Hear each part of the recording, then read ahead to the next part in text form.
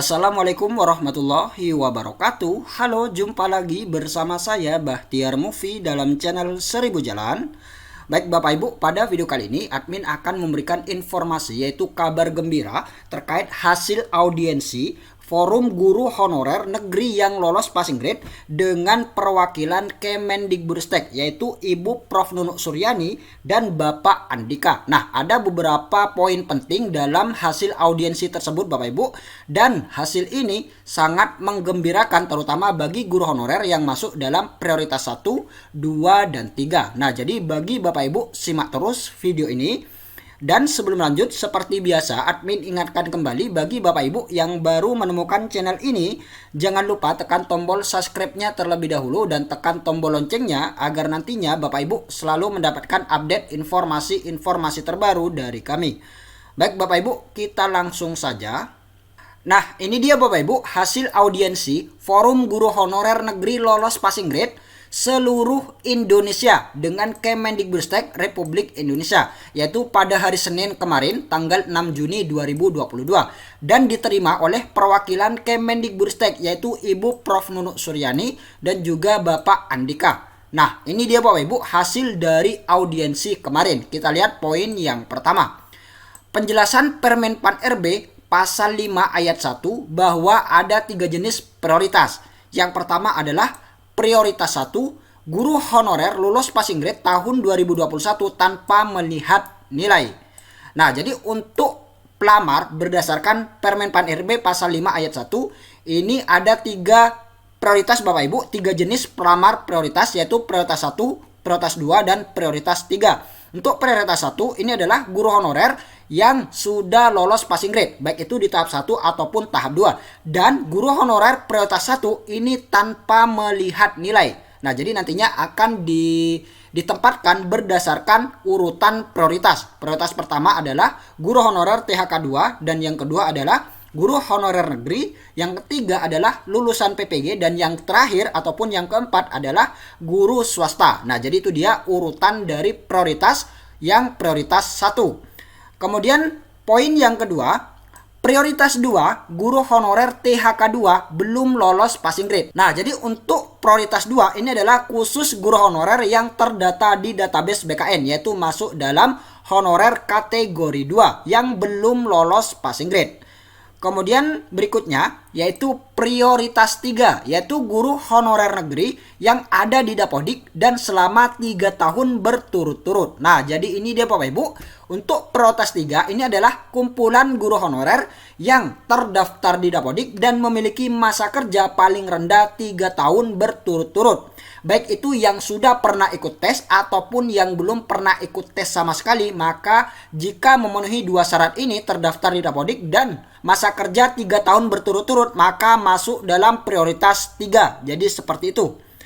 Kemudian seluruh pelamar prioritas 1, 2, dan 3 tidak ada tes kognitif dengan sistem CAT. Nah, jadi bagi guru honorer yang masuk dalam prioritas 1, 2, dan 3 ini tidak ada tes seperti kemarin Bapak Ibu.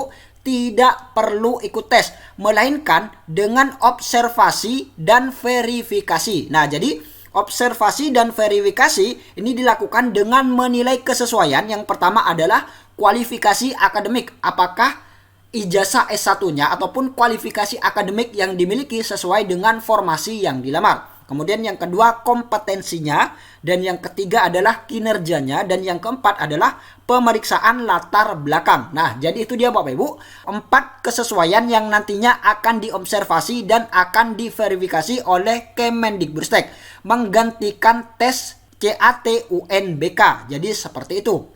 Jadi tidak perlu ikut tes lagi Bapak Ibu. Prioritas 1, 2, dan 3 ini tidak perlu tes lagi seperti tahun kemarin.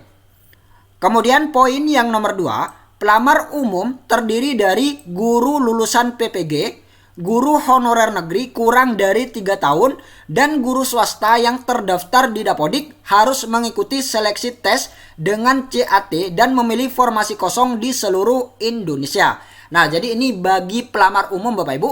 Pelamar umum ini harus mengikuti seleksi tes seperti tahun kemarin, yaitu CAT UNBK seperti kompetensi teknis, manajerial, sosiokultural, dan wawancara.